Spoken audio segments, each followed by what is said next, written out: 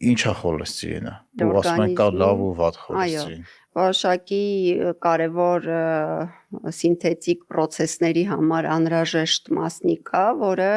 ունի իր մասերը, հա, ունի օգտակար մաս եւ վնասակար մասեր մի քանի, որը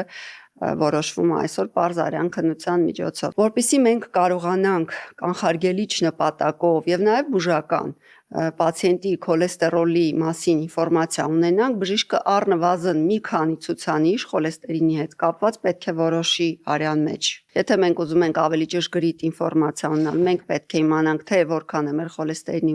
մեջ ցածր խտության լիպոպրոտեիդների մակարդակը, մենք պետք է իմանանք որքան է տրիգլիցերիդներ կոչվող ֆրակցիայի մակարդակը, մենք պետք է հանձնենք կյանքում առնվազն մեկ անգամ անալիզ, որը կոչվում է լիպոպրոտեին A,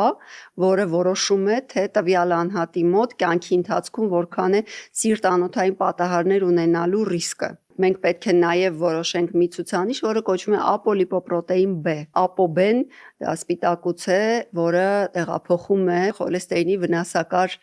մասնիկները։ Եթե ApoB-ն շատ է, նշանակում է մենք մեծ քանակով տեղափոխում ենք վնասակար խոլեստերինի քիչ։ ApoB-ն այդ ճանապարհներն է, որով կարան արագ Դա տրանսպորտն է, որով ինքը արյան մեջ տեղափոխվում է եւ հետագայում գնում եւ նստում է